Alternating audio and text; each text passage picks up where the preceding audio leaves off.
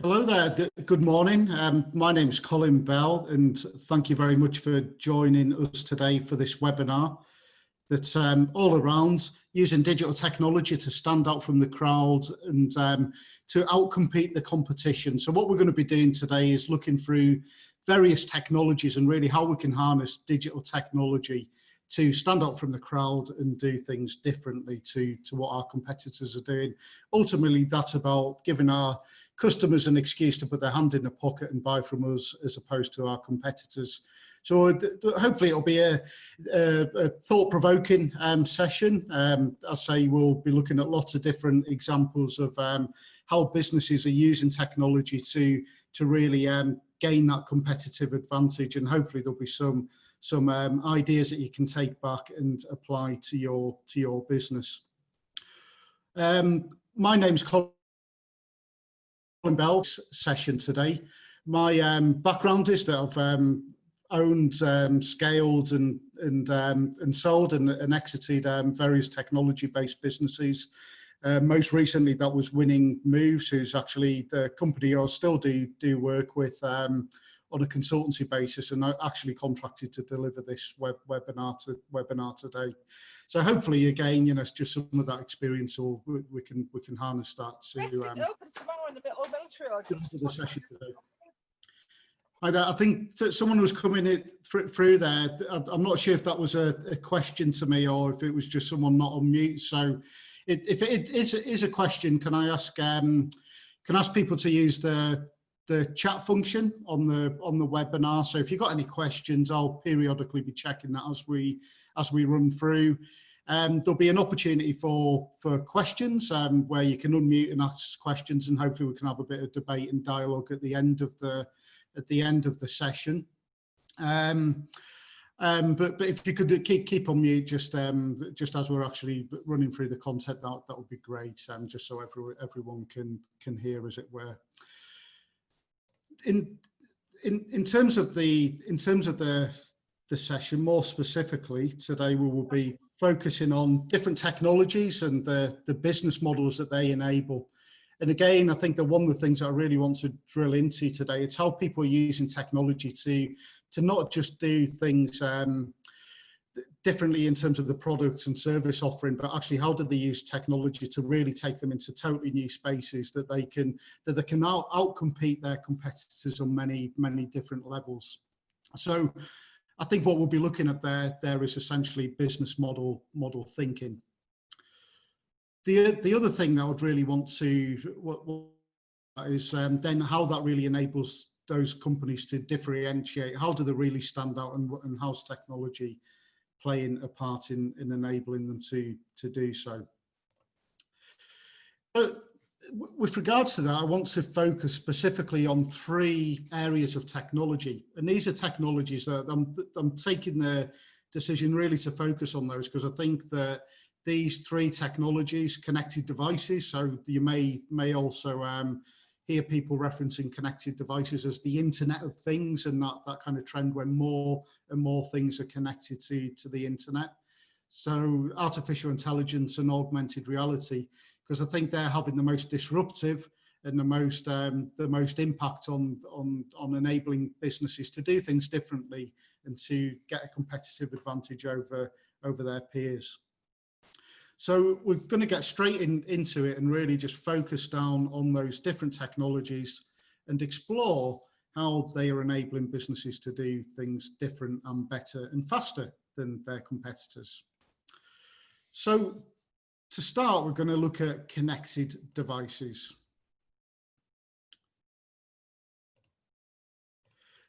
So connected devices, I'm sure that you will all be very familiar with those. The reason for that is that we use connected devices every day. We've all got smartphones, we've got TVs that are connected to the internet, so probably streaming Netflix and Amazon Prime and all sorts of different things via your smart television that's connected to the internet. Vehicles are increasingly connected to the internet, so I think that'll be a growing trend as we move forward, especially as vehicles become more autonomous You know, if we're not actually driving our vehicles, what are we going to do? We're probably going to be entertained in some way. So increasingly vehicles will be connected to the internet for their operation, but also so that we can be entertained whilst we are traveling. Thermostats, again, more and more new, well, certainly modern heating systems have connected thermostats, so you can actually control that remotely. So make sure that your house is nice and warm when you return from a journey somewhere. Wearables, Fitbits, Garmin's, you know, a whole range of different things that are monitoring people, monitoring their levels of activity, their state of health, their heart rate, and actually, you know, connecting to apps and the internet to actually make sense of that data that's being collected, and a whole range of household appliances. Perhaps one of the things that you're increasingly seeing is that most new household appliances are connected to the internet, or they're connected to an application that may be on your smartphone. And you know, that just opens up a whole range of different things that can actually remotely diagnose issues. I know my fridge has a diagnostic software on there, so if something's not working quite right on my fridge, it will tell me that something's not quite working on it. And I know that you can also get fridges that, as you use food and perishable goods from the fridge, it will actually reorder those for you through your online shopping. So a whole range of different possibilities that we're starting to see, but they are becoming more and more mainstream. So just moving forward.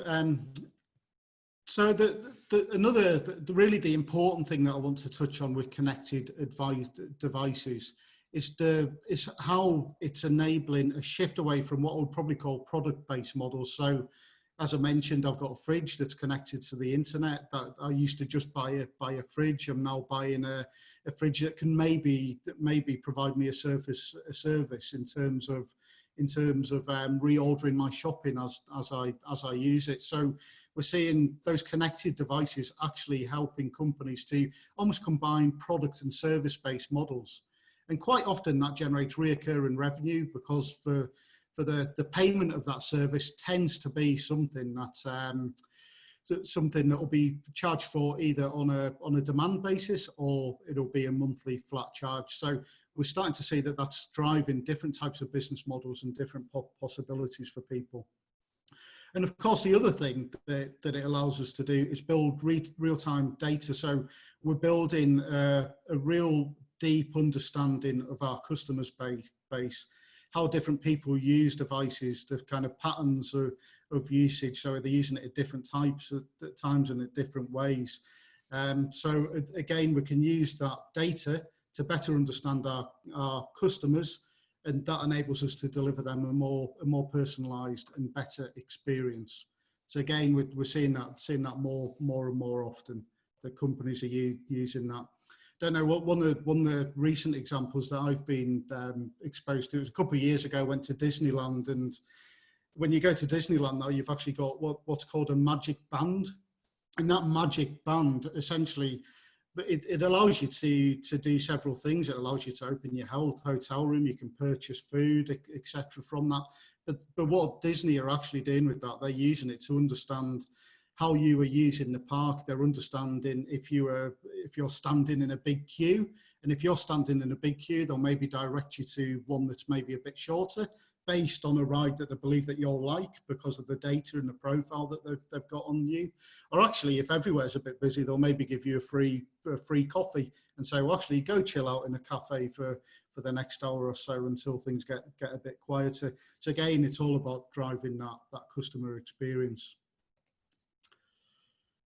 And one of the things that we are going to see really accelerate over the next few years is through the introduction of 5G connections, the sophistication, the possibilities that will really be opened up to connected devices almost take things to a new level. So we'll see smart homes. So obviously mentioned thermostats, but basically that houses will be able to be be controlled and adjusted, but based on a whole range of different data that's being collected.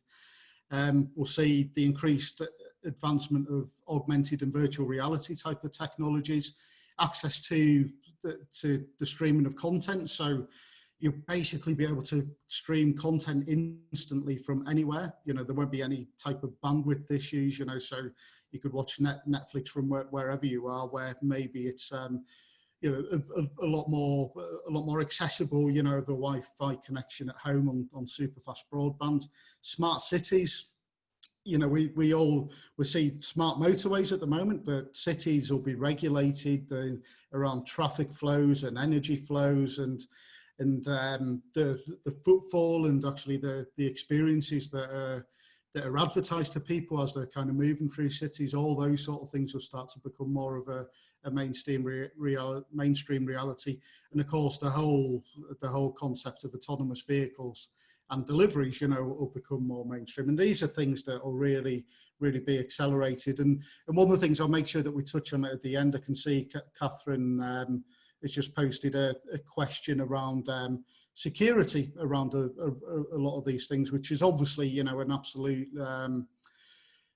well, I suppose twofold: security, but also resilience of these connections. You know, probably two things that are absolutely fundamental. So I'll make sure, Catherine, that we come back to that at the end of the session. So just to bring this to life a bit, excuse me, got a bit of a dry mouth there. Just to bring this to life a bit, I just want to use some examples just to illustrate exactly what we're talking about here in terms of connected devices. So the first example I just want to touch on is with regards to Hewlett Packard printers. So at the start of lockdown, I needed a new printer. I needed a printer that was had more features on it. I needed a scanner and all those sort of things. So I went down to Currys and bought myself an HP printer.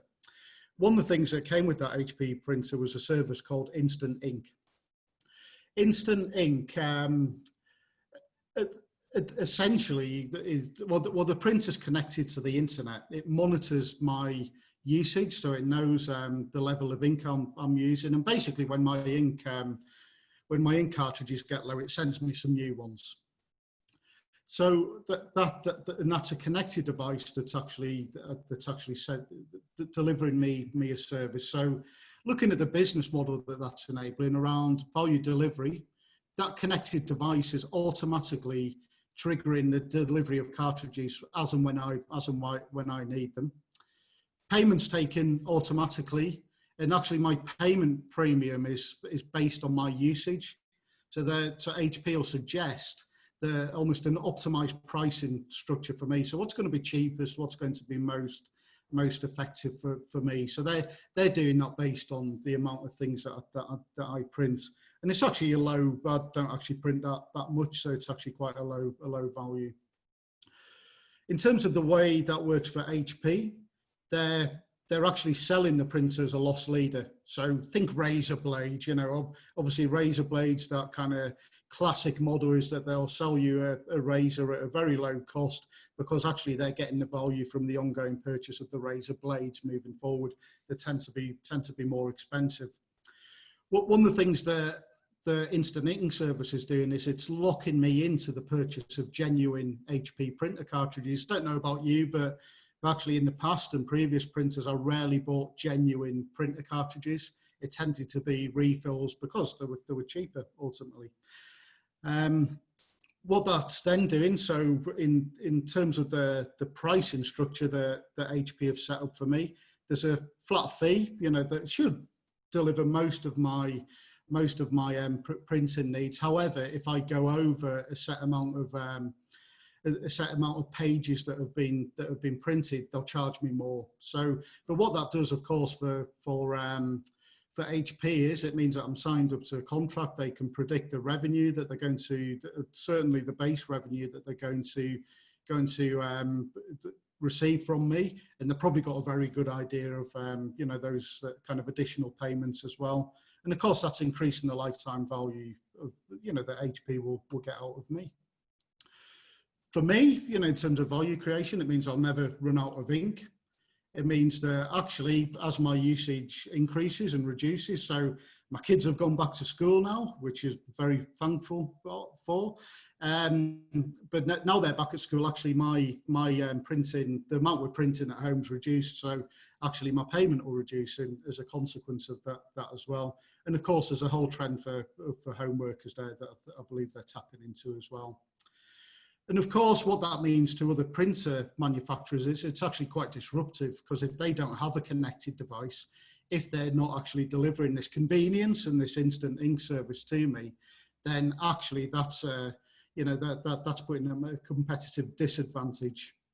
Of course, it disrupts those people who used to buy printer cartridges off, who essentially were the people who were making the replicas or filling the old cartridges. They're no longer getting business off me, and I'm actually going direct to HP. It's the connected device, the fact that that device is connected to the internet, that enables this new business model to be delivered. Another example, and again, these are things that we're seeing becoming much more common, is video doorbells. So here we've got the Ring and the Nest that tend to be the most advanced, or the most common doorbells. So essentially, it's a doorbell that's connected to the internet. It's a doorbell, but it's also a video. So it's essentially it's picking up motion, and then it's actually recording based on that motion. So if there's someone at my front door or wherever I've got that doorbell positioned, it's going to pick it up and it's going to record that, and it's going to store that clip, or it's actually going to store that on the cloud. So that doorbell is connected to the internet. So essentially it's a doorbell camera, and it's connected to the internet, and it's actually storing the footage online. In terms of what that means to the Ring and Nest video doorbells, it means that they're delivering a model that's actually generating revenue from the hardware purchase, and actually they're not loss leaders. They're actually quite expensive, so maybe £200 or £300 for one of these doorbells. But alongside that, they're getting reoccurring revenue because they're selling me a cloud storage plan. So basically, to store the footage online, I need to buy a cloud storage subscription plan from them. So again, you've got multiple revenue streams, but they're combining a product with a service that's providing that ongoing and reoccurring revenue stream. So I'm sure one of the things I'm really encouraging people to focus on here, it's how within your business model can you know, maybe you're a product-based business, maybe a service-based business, but through the combination of the two and using the internet and connection to the internet, can you use that to drive reoccurring revenue streams within your business model? You know, great place to be, more forecastable, and obviously more scalable as a model. So in terms of me, in terms of you know, an adopter of a video doorbell, what it allows me to do, well, firstly, it allows me to know when someone's at the door, because they'll ring the doorbell. It also allows me to manage online deliveries. So because through the app on my phone, I can actually see through the camera, it will tell me, you know, when someone's at my door, even if I'm 100 miles away. I can actually communicate with the person who's at the door. So if I have a delivery coming, I can basically give instructions to that delivery driver. One of the other things that we're seeing increasingly at the moment is where these online doorbells, they're actually also connected to maybe a connected lock on a door, so they could, or a lock on a cabinet. That basically you could unlock when a delivery person is there, and then they could either put it in a porch or they could leave it in a box, etc. So again, it's kind of playing into that whole online delivery side of things. Gives me peace of mind, because actually it's not just a doorbell, it's a security system. And increasingly, insurance companies are offering reductions to to people who are actually using this technology, because it's obviously got some obvious security benefits. So obviously that's disrupting doorbell manufacturers, but also security system manufacturers and installers. So it's not just a doorbell; it's much more than that. It's fulfilling a whole range of different needs. In terms of just thinking about B2B markets, this is a company who's based in the northeast of England. But this particular product of theirs called Evolution, but the business is called the NBT Group. And essentially what this is, it's almost like a Kanban type of system for manufacturing consumables. So it could be industrial tape or special types of inks or pens or that side of things. And essentially what they do, again, they probably wouldn't be that pleased in hearing me refer it like this, but it's almost like a vending machine. It's a connected vending machine. So basically what people have on the factory floor, they've got a fob, so they need to get some industrial tape. They'll go up to the system, the Evolution system. They'll introduce their fob, so we actually know who's looking for some of the stock or to take some stock out of the system.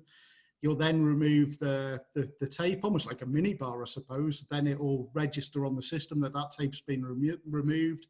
That then goes back to the NBT Group or Evolution, because they then know that they're going to have to replenish that bit of stock. But again, it's a system that's enabled through a connection to the internet.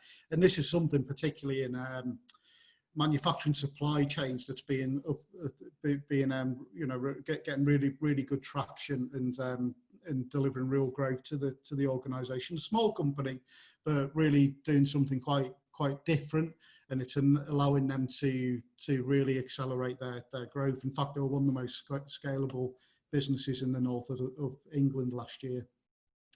So it's a connected vendor system to help manage the supply of consumables in manufacturing businesses, monitor stock levels and replenishes as and when required, and provides data on stock, usage patterns, who's accessing the stock, are the particular people who are using different types of stock, and that then delivers information to help the manufacturers look at levels of usage and waste and all those sort of things. It's linked to an online store as well, so it's the NBT Group's online store. So again, you can see the obvious benefits of that, because they're actually purchasing the stock from them. And another thing is that the stock is owned by the vendor, so the NBT Group own that stock until the point that it's removed from the system. And again, I'm sure you can see the working capital benefits of that. In terms of value capture, for the NBT Group, it's increasing customer lock-in, because actually they're buying the future stock requirements from them. So they're using their online shop, and it's them fulfilling and providing the stock. So they're getting product sales there. And again, more predictable revenue streams, because they get that data, they get much more data on the usage patterns of their customers, etc. So they're building a much deeper understanding from the data that they're collecting. In terms of value creation, so as a manufacturer or a customer of theirs, what does it mean to me? It actually means that I can change the stock because of that connection to the online store. Maybe my requirements change. Maybe I'm manufacturing some new parts, so I need new items of stock. I can just go on the online store and change that really easily, because I'm only incurring a cost or for that stock when I use it. It's freeing up working capital. I don't have a warehouse filled of tapes, the industrial tapes, etc. I also don't have to worry about ordering new stock, so it's creating efficiencies in my buying department. I can potentially reduce head count, so it's making me more productive. And again, hopefully there's a waste benefit as well by reducing waste. So again, really scalable, small company in the northeast, but if they carry on their current levels of growth, they won't be small for that much longer. But all fulfilled because they've traditionally been a wholesaler, but they now see themselves as a technology company. Another example here, and this one I particularly like, it's an American insurance firm called Metro Mile. And basically what they do, they have a tag that sits on a car, and they've developed an insurance policy that basically you pay based on the amount of miles you do. So the sensor sits on the car and monitors the number of miles you do. But this is an insurance company, and they've used this technology to actually take them into a whole range of different areas. So obviously on your phone or on your computer, there's an app that it connects to, so you can monitor your usage and the cost that you're going to be incurring, again, based on the amount of miles that you do. Also, there's added benefits on the app because obviously the car's being monitored. It's a GPS connection, so it actually knows where my car is. So, you know, I can locate my car if I lose it in a car park and all those sort of things. But the other thing is that the sensor, or the next generation of sensors, using predictive maintenance technology to monitor tolerance levels in the car's engine and the way the car's operating. So essentially, if for some reason something's not working properly within the car, it will pick that up and it will predict if the car's going to break down or not. So again, a really innovative way of I suppose, you know, delivering added value to their customers. In terms of the way they capture value, there's a low monthly payment. So actually there is a standard fee that every customer is offered. So there's almost a standard premium, but it is low. So it really reduces that. And then customers pay based on the additional miles that they travel. And the other thing is that they've diversified, or because of this technology, moved into actually providing a garage service. So Metro Mile actually now have mechanics, and it's almost a breakdown service as well. So they're generating revenue from new revenue sources and delivering new services to their customers. So again, really innovative and just thinking about things in a totally different way. In terms of value creation, for me and the customer, hopefully what it represents is a reduced insurance cost. I think particularly if I was subscribing to this type of insurance policy through lockdown, for instance, I mean, I'm used to doing a lot of miles, but I'm now not doing very many miles at all. So my insurance costs would have come down. I would never lose my car in a car park again. And actually, I would probably have peace of mind because my car's being monitored for reliability. So hopefully I've got confidence, you know, that if it is going to break down, I'll know that, and hopefully I can react to that to make sure that I'm not stranded somewhere. So obviously this is really disruptive for traditional car insurance providers, but also garages and mechanics, and maybe people like the AA and the RAC, those kind of breakdown services. So again, this is a company who are an insurance company, but are no longer an insurance company. You know, through the Metro Mile tag, they've totally reinvented their business, and it's opened up a whole new range of possibilities that just wouldn't have been possible if they didn't leverage that connected device. So just thinking about this, so just some questions, I suppose, to ask yourselves. So how could connected devices help your business stand out from the crowd? And it's not all about the technology. I suppose one of the things that I'm encouraging here, it's not necessarily to think, oh, I need to develop a model based on a connected device. I think what I'm really trying to get to grips with here is how within your business model can you think about different options, different ways to construct your business model that will open up new possibilities. So again, it's this whole principle of combining products and services together to generate the value from the product, you know, and the kind of traditional sale of that product. But actually, can you start to generate reoccurring revenues by stitching a service-based model on side to that? And where technology comes in, it's an enabler. It enables that more often than not to happen. It makes it easier to apply those different types of models. subscription models, outcome-based models. You know, what you'll be able to do is monitor the outcomes that are generated. I think, you know, one of the classic examples that really started this trend was Rolls-Royce with their thrust by the hour, so or power by the hour. So essentially they're leasing engines, they own the engines, but they're charging people based on the amount of airtime that their engines are doing. So they're measuring the outcome and developing a model around that. Yeah, automated robots, a razor blade model. How do you monetize data or use data to improve the customer experience and help you stand out, like that Disney example that I gave. Pay-per usage as a service, more and more, particularly in software.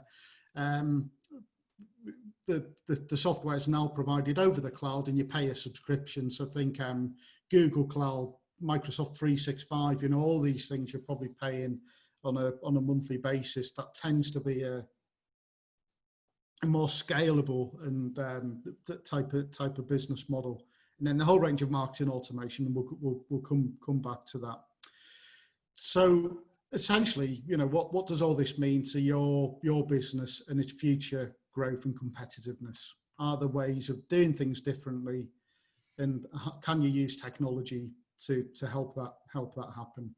As I say, it's not about the technology, but it's about the possibilities that it introduces to you and your business.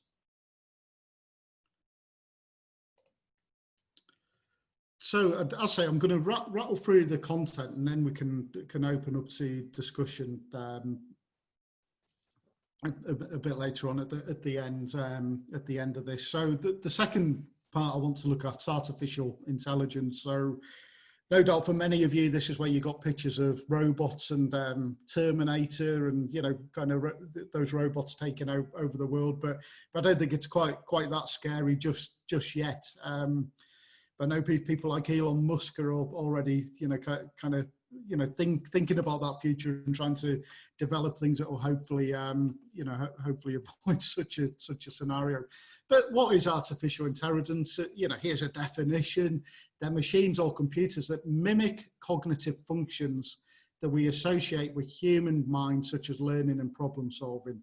So it's basically machines are applying thought that we would normally associate with a human having to think about a particular task, and they're using that to actually learn or carry out tasks.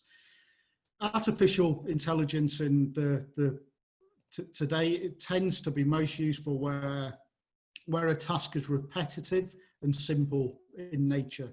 So that tends to be where we're seeing the application of artificial intelligence, and again I'll look at some examples of how that's being used. So, but what are the benefits? Obviously, if there's a simple and repetitive task, it's maybe something that's not delivering a great deal of value for customers. So there's some trends, you know, practical trends that I've been seeing over lockdown is that, you know, in terms of things like finance functions, you know, if in the past businesses haven't automated the raising of purchase orders, invoices, all those sort of things, actually increasingly we're seeing those being automated rather than actually someone kind of sitting there and fulfilling those tasks. Quite often, again, what customers have found is that they've already got the technology to do that. You know, it might be in a Sage system or Xero kind of cloud-based accounting software. The functionality's there, they just haven't been using it. So I think that's probably a key, you know, key message really, that actually around artificial intelligence. You know, if you're on Google Cloud, for instance, there's applications that you can use to automate tasks. So maybe you've already got infrastructure and technology that you could use to apply artificial intelligence and to automate tasks. That's really what we're talking about here. It's about automation. It's about actually, can we automate things that are simple and repetitive at the moment and use artificial intelligence to do that.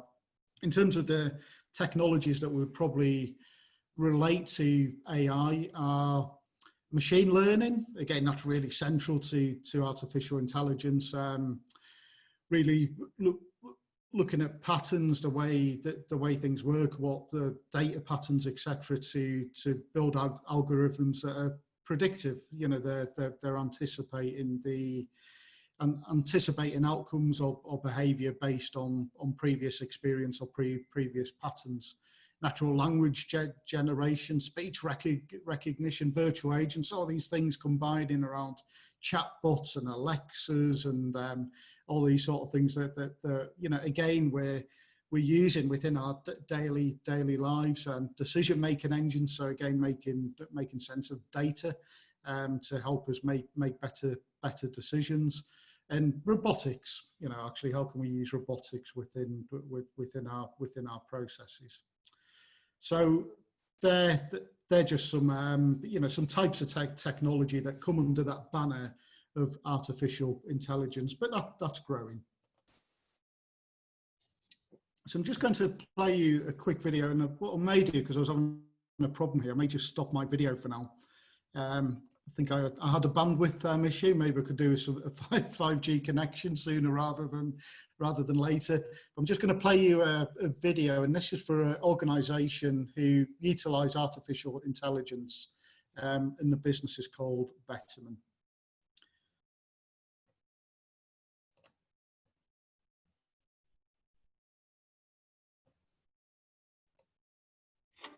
Betterment, the smart. Oh.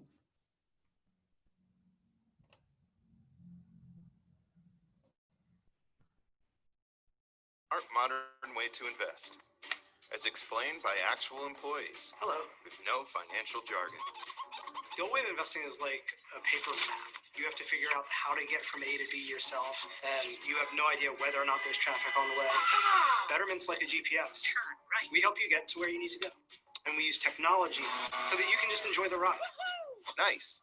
How does it work? You come to Betterment and you tell us what you're saving for. Retirement, vacation, home down payment. Boats are cool. Boats are cool. We take all this information and make recommendations about how much you should invest with us initially, how much you should save over time, the type of risk you should be taking.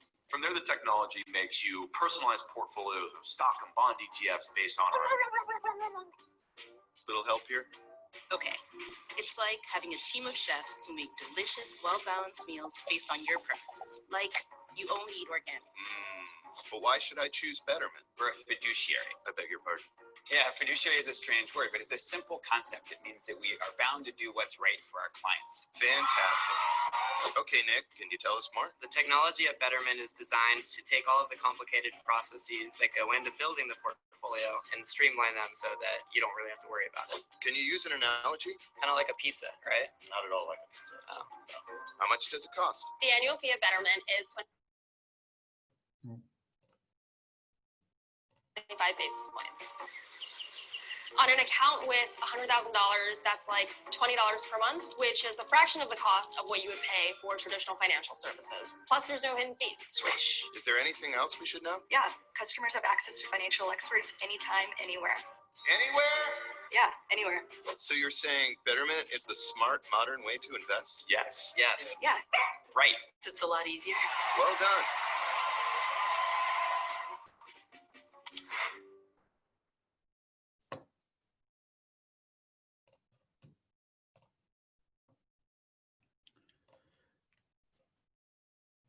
So there we go. That's a business called Betterment. Apologies, the video is a bit clunky there, but hopefully you got the idea. So, Betterment, a wealth management investment organisation who use artificial intelligence to automate the investment and portfolio selection process on client investment goals. So basically what they're saying is, based on your investment goals, so you may be looking to retire, you may be looking for longer term income, maybe you're looking for a shorter term investment. Basically, based on those goals, they will develop an investment. Well, artificial intelligence will develop an investment portfolio that's got the best chance of fulfilling your investment goals. That's really the core of the offer. In terms of what the AI or the automation does, it actually lowers the cost base of the business, so they can introduce a lower fee based on the percentage of assets under management. So they charge a fee based on that that's lower a standard wealth management or portfolio management type of arrangement. They actually do give people the option to pay a higher fee and have access to an advisor, so that's still within their model. But the bulk of their business is done on the low fee based model, and the platform is also, so there's their core offer, but they also license the platform to other wealth managers. So other wealth management organizations actually use the Betterment platform to service their clients, so they're generating more license fees from their peers and actually their competitors. So they're actually generating business from their competitors. In terms of me as an investor, what does it mean to me? What value is it delivering to me? It means that at a lower cost, I can access at a lower cost. I can access a diversified portfolio, so I can basically through the platform manage my finance and my investment. So maybe something will change. So maybe I think, well, actually I was looking to retire, but there's an opportunity came up that in the next 5 years I maybe want to bring that forward. So I'll maybe look to move to a more risky portfolio. So just by changing those tolerances within the app, my investment portfolio will change. And again, it's AI that's driving all that. So it's total convenience. I can just log on and kind of manage that whole experience directly. And of course, what that disrupts is traditional wealth management and financial advisory type of functions. So, you know, we're seeing a whole disruption and you know, within that. And actually, I think it's just absolutely, you know, fascinating that a lot of those people who this technology is disrupting are also becoming users of it within their business. So, you know, puts Betterment in an absolutely incredible position. Another thing, you know, and this is, you know, maybe what we wouldn't come first to mind in terms of artificial intelligence, but again, you'll see this being used more and more. But what we're looking at here is facial recognition software. So recognition software. So this is actually the Olay website. So obviously Oil of Olay, or what used to be Oil of Ulay. Basically, I can go onto their website. I can take a selfie. What that selfie does, it analyzes my skin quality. I'm not 48, I'm 41, so I was a bit disappointed when it analysed my skin age as being 48. But what it does, based on the different areas of my face, the cheeks, the forehead, etc., the eyes, it makes product suggestions based on my skin quality and, you know, what's going to be best for me. So again, we're seeing how businesses are using AI to deliver end-to-end customer journeys online. What I would probably have had to have done in the past was go into a department store and engage with one of the staff in the concessions, who would have probably sat me down and not that I've ever done that, but I'm sure you understand that kind of that customer journey. So it's introducing new possibilities, seeing loads of application with this around makeup and a whole range of different areas. So again, I think, you know, just possibilities that are being opened up. Another thing, just to mention, these technologies, or a lot of the examples I'm using are from, you know, not all big companies, you know, but they're maybe being driven first and foremost by bigger companies. Don't let that put you off, because the way I see it is that they're doing the R&D. They're making the technology advancements and making it more accessible for smaller companies to then adopt. And again, there's lots of applications that, you know, maybe within Google Cloud platforms, etc., that you can use that unlock these type of possibilities. So again, you know, just don't dismiss them. You know, that they are becoming more and more accessible. So mentioned this, and it's looking at my skin type. For Olay, it's allowing them to deliver online experiences and drive online sales and repeat purchase as well, because again, when I've been through that process, they've now got my data. I'm now getting an Olay newsletter, and it's presenting new products and new combinations to me based on what they know about me and my skin type. So it's an improved customer experience. And for me, it actually, you know, when I'm purchasing these creams, I'm sure it's normally a bit of trial and error. It's given me some confidence that at least the creams or what I'm buying is going to be directly appropriate for my skin type. Again, we're seeing advancements in the use of AI in healthcare. So obviously it's a privatized healthcare system in the US. So this particular system is from the US, but essentially what Pager does, and this is licensed out to healthcare providers, is it basically allows you to manage the end-to-end healthcare experience or customer journey through essentially one app, right from diagnosis right through to treatment. The way they use AI is that they collect my data. You know, they understand that I can be connected to a wearable. So they use connected devices to help build that data on me. They use insurance records and my insurance history, again, because the US is it's fueled by health insurance. You know, they're kind of using insurance data and looking for people who are similar to me in terms of that data, to essentially grow their understanding and make sure that you know, that they're not only making good diagnoses, but they're also preempting as well. They're thinking about some of the things that I maybe need to do so I don't fall ill in the first case. So again, they're using the data to make predictions.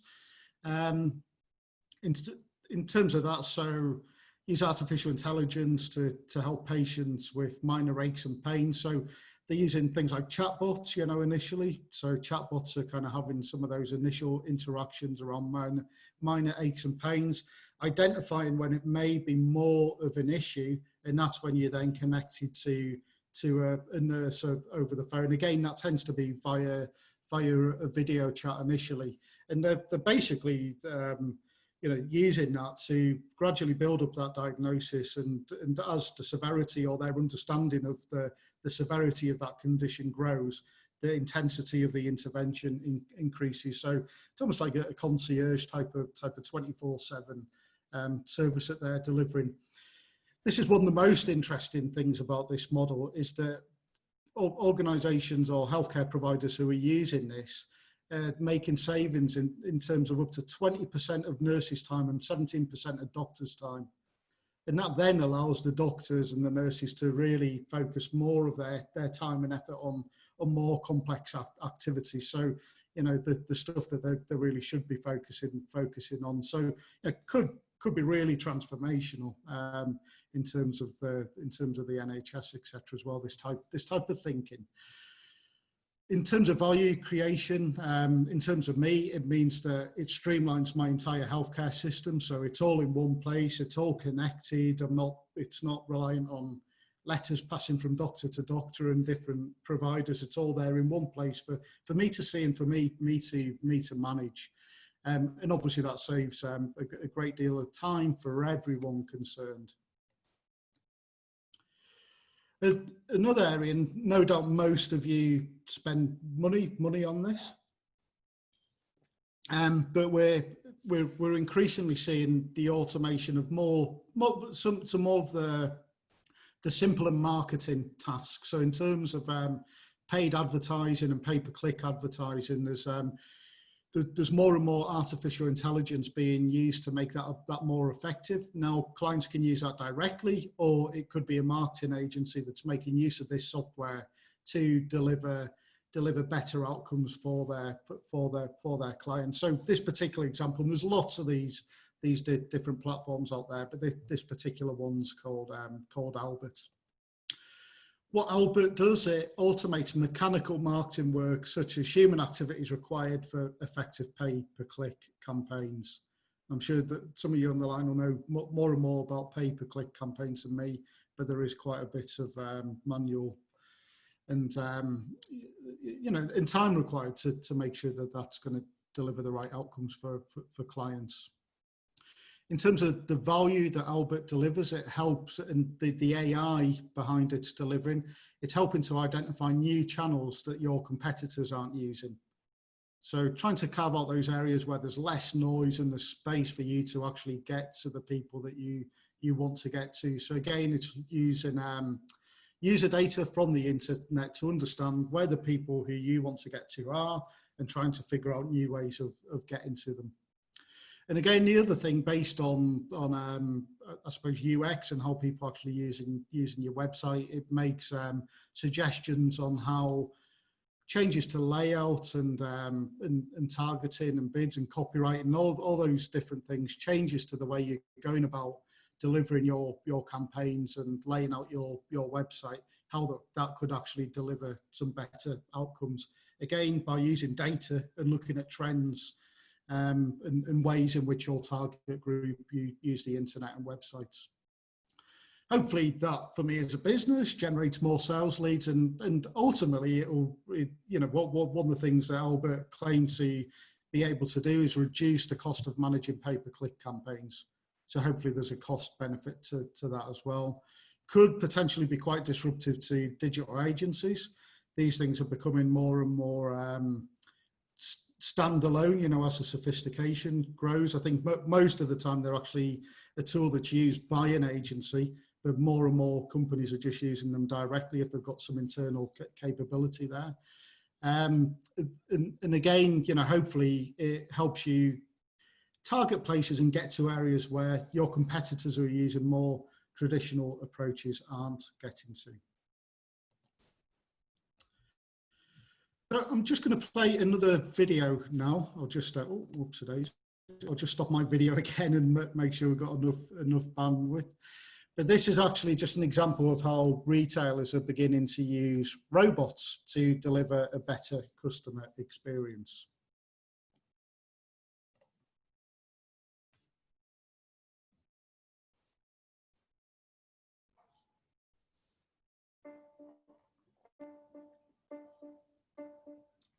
You want to make your home better. Our job is to help you. So we're building new tools that help our associates help you better. We partnered with fellow robots to bring you Lobot. We spent close to 2 years honing Lobot, and soon it'll be coming to select Lowe's stores to help you. Hi, I'm looking for some paint. Need to find something? Lobot can show you, and in multiple languages.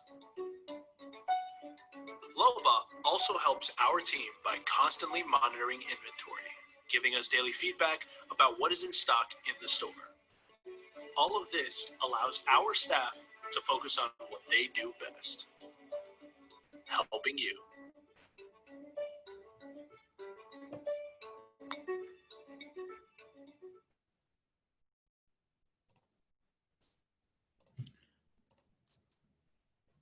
Okay, so that's Lowe's, who is essentially the American equivalent of B&Q.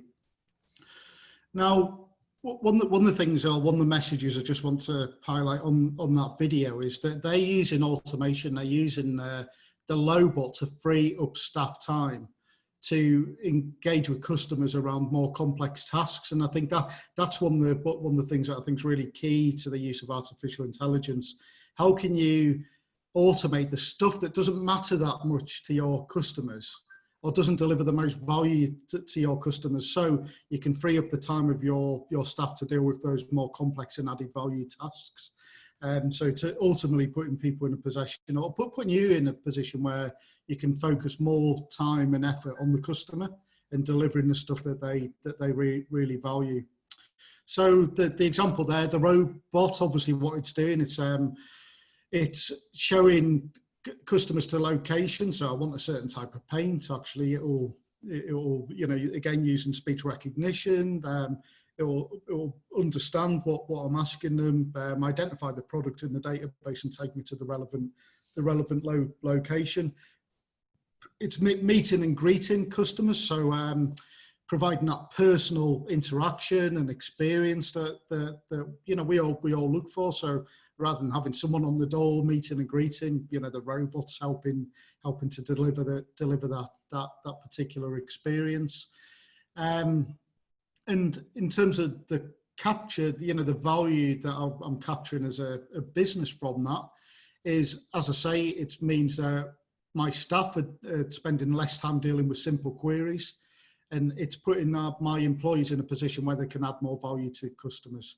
Again, Lowe's, like B&Q, they tend to employ people, you know, maybe they're ex-tradesmen or tradespeople who have a bit of experience and can obviously impart that experience to the customers to help them with their projects. And that's part of, you know, really central to the way the experience they want to deliver. In terms of me, and again, just thinking about personal experience of not Lowe's, but B&Q, sometimes you're looking for something, you can't find it, so you kind of spend 20 minutes looking for someone in the store to actually ask where the product is, so someone who can point you in the right direction. So, you know, from an experience point of view, if a robot can do that, then that's fine. You know, I'm quite happy with that. The other added benefit is, you know, that hopefully the shelves will remain stocked. So because the robot's constantly monitoring stock levels, it means that hopefully there's efficiencies delivered into fulfillment. So if stock's getting low on a particular product, hopefully it's fulfilled and it won't be run out. So when I turn up to B&Q, I can get what I want, making sure that it hasn't run out. And actually, I can think of a recent trip to B&Q and they didn't have the particular length of wood I wanted. So I wonder if the adoption of a Lowbot would have helped to alleviate that situation. So questions, and really thinking about, you know, how does this apply to your business? Are you already using a artificial intelligence technology that you could be getting more out of? Again, maybe you're using AI and maybe you don't even know it. You know, maybe you've got a chatbot on your website. Maybe you're using cloud accounting software and it's you know, helping you make predictions and forecasts in terms of the data in your accounts. You know, quite often you will be using artificial intelligence, but not necessarily aware of it. It's very, very common and increasingly common. Are there simple and repetitive tasks that you've got people doing at the moment that could be automated? What would this mean to your customer experience? Could you have those people? Could they be redeployed into new areas, or does it mean that you could focus more attention on the things that matter most to customers? And ultimately, what would that focus mean in terms of your ability to stand out from the competition? What could you really raise, you know, in terms of what your customers value? What could you really focus on to raise the standards over and above what your competitors do? And of course, AI may be central to doing that. It could be that if you can get a product or a service to someone half an hour quicker than your competitors, then potentially, you know, that's going to deliver a competitive advantage. So the final area I want to just touch on is augmented reality. So augmented reality is probably not as far forward in terms of adoption as connected devices and artificial intelligence, but something that I think is going to really develop, particularly over the next 2 to 5 years. One of the things that I think is really going to lead to the development of augmented reality and the delivery of a whole range of different experiences to customers will be the introduction of 5G connections. I think it's going to enable more connected devices, the increased sophistication of connected devices, which has a relationship to augmented reality and the delivery of new types of experiences to our customers. So I'm particularly excited about augmented reality and some of the possibilities that they introduce. So just going to play a little video which just shows some of the application and how how businesses are using augmented reality. Tends to be most often used at the moment in marketing and immersive experiences. So there's some great technologies. So I can think off the top of my mind a company called Zero Light, who deliver some exceptional online experiences around actually how you can view cars and design your own car and customize it. You know, really is becoming quite powerful as a tool.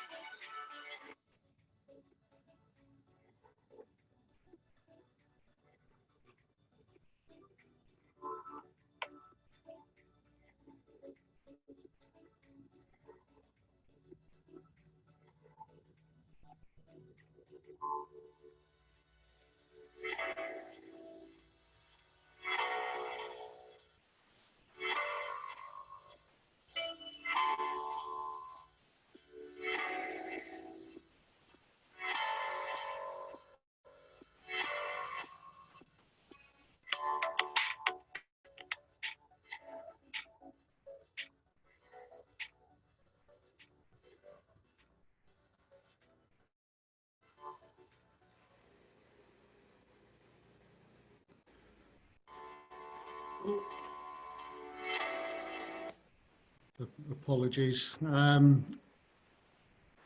As good as a video is, I'm sure you'd see sure you don't want to watch it again. I mean, I'm sure what came across there is that in terms of augmented reality, it's the ability to deliver different experiences, to deliver information in different ways, and to interact with our customers in different, more immersive ways. That's particularly exciting to me. I mean, one of the things that you're probably really conscious of, or one of the best examples of augmented reality really going mainstream is Pokemon Go. Don't know if you remember a few years ago, but kids with their smartphones kind of walking around and kind of glued to them, but looking at the floor, and basically they were spotting Pokemon and having fights with Pokemon, and that's augmented reality. It's putting a virtual overlay over the real world and allowing you to interact with the real world in a different way. I think in terms of the way we interact with places, augmented reality will change that, and we're starting to see that. So if you're in a high street, you'll maybe be walking down the high street, through an app on your phone, you'll be able to look around the high street, and it'll be telling you different bits of information, or maybe special offers that's within a particular restaurant. It'll maybe double up as a tour guide. So actually I might be going a day trip to Hull, and it's taken me to different experiences and telling me information about historic landmarks and all those sort of things, through an app on the phone. So a whole range of different possibilities, I believe, will be made available. And again, I think just to highlight that 5G and having a connection to a high speed and resilient connection will be one of the key enablers of that. That will really make that happen. Another area where we're seeing augmented reality being used more and more is within maintenance. So rather than going to an instructional manual or a technical spec book, for a particular machine, augmented reality, so going through a smartphone or an iPad, basically you can hover that over a machine, and it'll instruct you how to fix it, based on the problem that it's got. Equally, you can do it, and you can see the example in the bottom left there, where it's actually providing you with performance data. So it's looking at the machine, reading the machine, and actually giving performance data, but displaying that based on augmented reality. So becoming more and more mainstream, particularly within manufacturing environments, but to I suppose drive efficiencies and maintenance. So in terms of questions, how could you use augmented reality to add the wow factor to your marketing? What possibilities does it open up to allow you to deliver new experiences to your customers and drive sales ultimately? How could it help to demonstrate and amplify your products and services? So you probably saw the app there that IKEA have developed. So that's great, because of course what's one of the big decisions when you're buying a piece of furniture? I like the bit of furniture, but how's it going to look in my room? Through the augmented reality and the application on a smartphone, you can actually see how it will look in your room, how it will fit, and all those sort of things. So really powerful experience that ultimately help IKEA sell more as well. How can it help you differentiate, and also thinking about predictive maintenance? Are there ways of using AI to help people get more out of your products and services through education and almost instructing them a bit better how to use it? So that's it from me in terms of the formal presentation. We've got around about 20 minutes for question, answer, dialogue. So I can see a couple of questions within the chat function. So we'll go to those first. But again, if you've got questions, but feel free to ask them directly. Come off mute at this point. Let's treat it as a discussion. There's maybe some questions that people within people, you know, within the audience are maybe better positioned to answer as well. I mean, my background's in developing new business models and leveraging technology. I'm not a techie per se, and I know we've got some IT consultants. So if you've got knowledge to impart, then please do so. You know, it's about that peer interaction. So just start with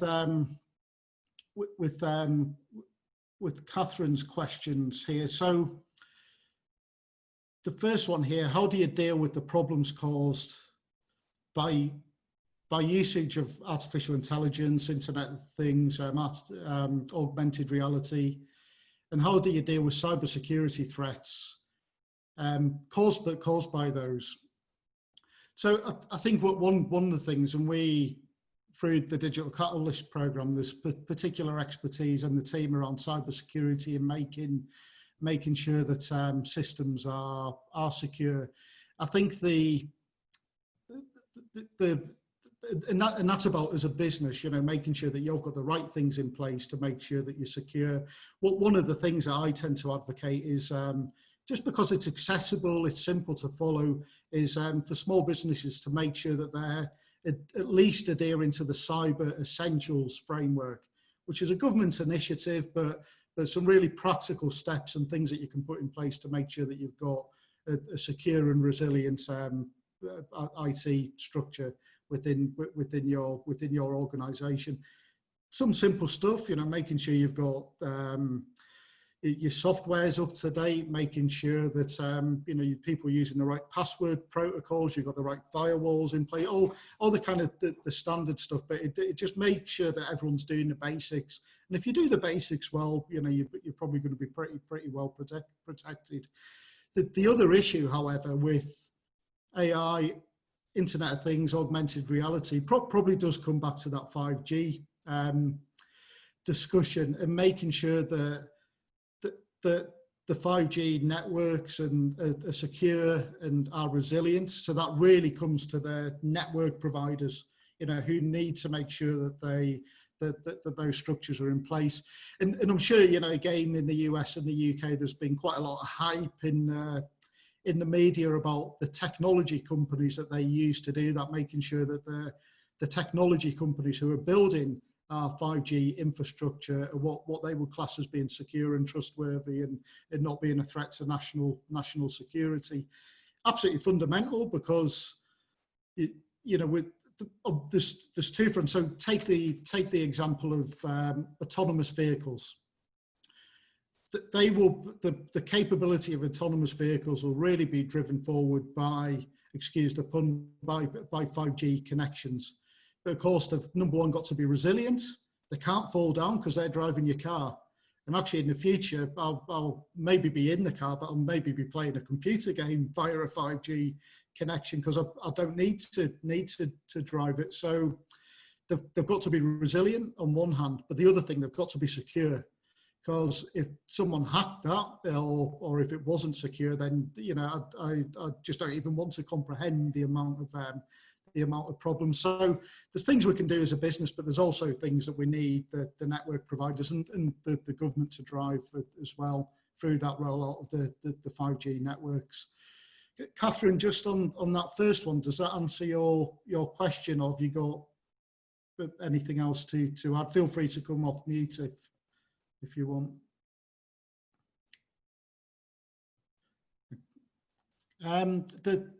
The second question, Catherine, is around, well, what's the difference between 4G and 5G? I mean, simply, it's the bandwidth and the resilience of that connection and the speed of the connection. 5G will be there all the time. It will have really wide coverage, and it basically means that you've got the super fast broadband everywhere. So we'll be connected all the time and in all spaces. Now, the interesting thing is, what does that mean in terms of the changes to the world and our daily lives and work style? Because I think that'll actually be quite profound. So, as mentioned, what it will enable is things to become smart. We'll almost see a smart revolution. So buildings will become smart. So maybe within my building, so I work in an 8-story office block. Now, particularly at the moment, there's not many people in that office block, but I know there's one company on one floor who's actually, you know, returning to the office and using that building. Now, at the moment, we've got to manually turn heating off and manually make sure the services are being delivered to the right parts of the business, the right parts of that building. In the future, through connected devices, through sensors, through 5G connections, that will be automated. You know, it will know that there's people within the building, so it will channel energy into the parts of the building that are being used. It will channel heating into the parts of the building that are being used. So we'll have smart energy and smart grid systems, you know, that'll be connected to the grid. Think about that on the city-wide platform. There's maybe Hull are playing a football game, so actually there's a lot of activity around there one evening. So the grid will deploy more energy into that part of the city than other parts of the city that aren't being as utilised. And so there'll be huge efficiencies in terms of the way energy works. Road system, so maybe there'll be a road that's particularly busy at a certain time in the morning. That'll maybe advise me or channel me through my sat-nav for the next generation sat-nav, channel me down a new road. It may actually advise me that, you know, based on where I live and my travel requirements, maybe a different mode of transport or leaving at a different time would be more appropriate. So it won't just be smart motorways in terms of transport systems that are enabled by connected devices that will, and sensors and monitors. It will be you know, the whole running of cities. So I think there'll be some really huge changes, and I don't think they're that far away. The technology's there. It's just getting that connection in place. Catherine, does that answer your question? Again, if you've got any further questions, feel free to come off mute and ask.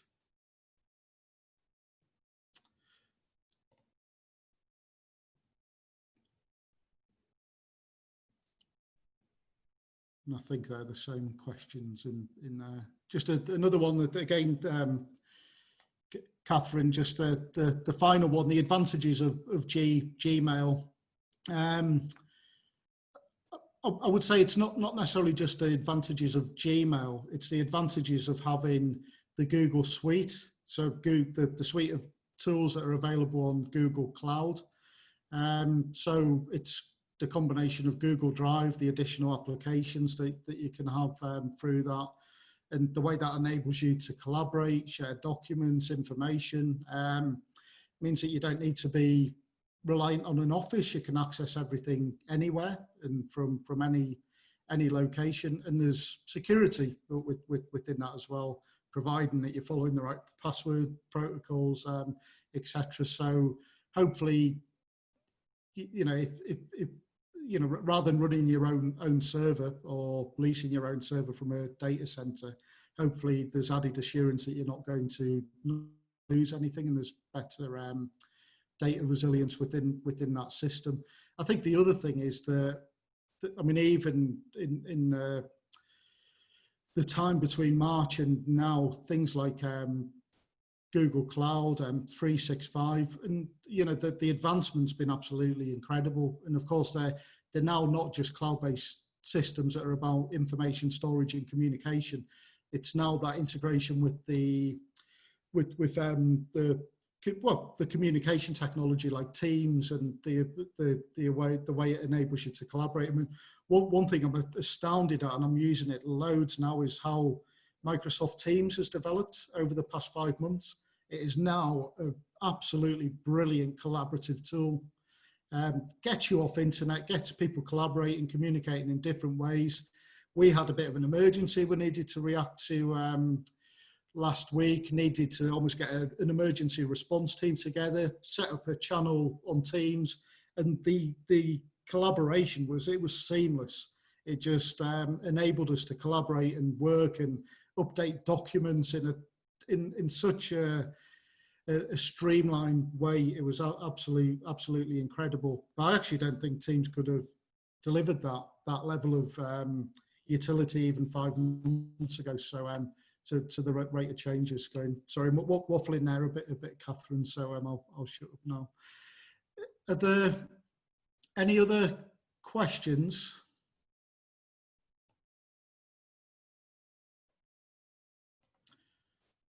What I'll do, just feel free to come in with any more questions. But what I've just done now, I've just launched a poll.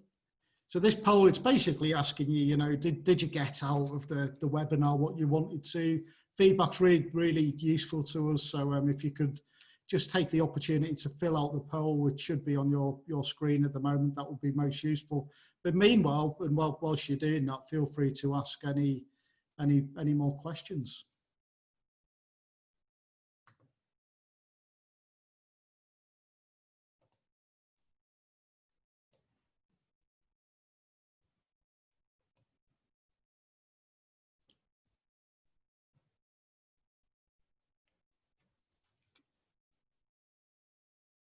Okay.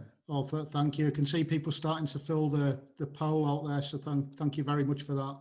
I'll say it's you know, any feedback and just getting a feel for this, for how the session's been for you is really useful. We always seek to improve.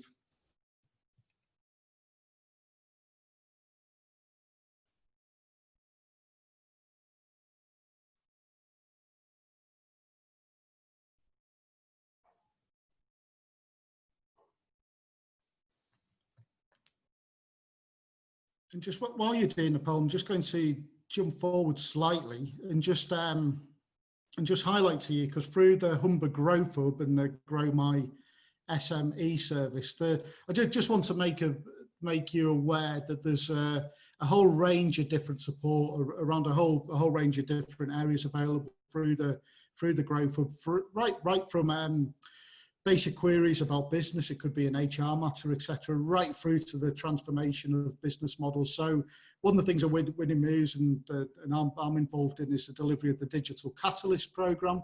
And essentially, just to put that really simply, is that we have we work directly with businesses to firstly understand their vision, their goals, but then to develop a digital roadmap that will help you get there. So in terms of where you want to be in a business in the short, medium and longer term, the goals that you want to be hitting in the short, medium and long term, we'll look at actually, well, how can digital technology help you to achieve what you want to achieve? So we've got a team of experts, understand technology, they understand business and use that knowledge to come together. And again, as you can imagine, in terms of the team, people have different specialisms in different areas, so there's a wealth of knowledge there in a whole range of different areas that you can draw on to hopefully develop a digitally enabled business model and move and increase your ability to do what you need to do in business in terms of achieving your goals.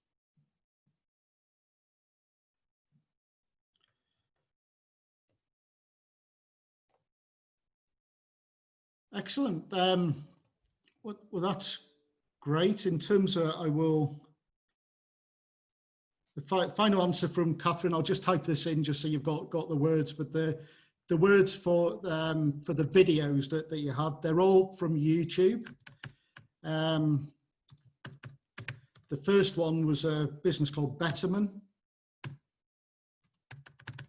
So you could, in Google, type YouTube Betterment, and you'll find the video. The second one was again on YouTube, and it's the Lobot. And the final one was, I think it was the best AR augmented reality marketing. And if you Google those terms, or if you pump them into YouTube, you will get them. So I've just popped those into the question and answer. So that just come up as an answer within there.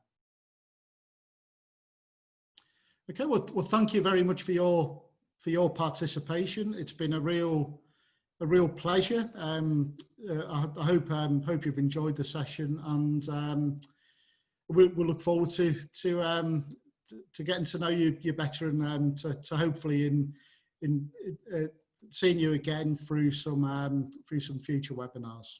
Thank you very much.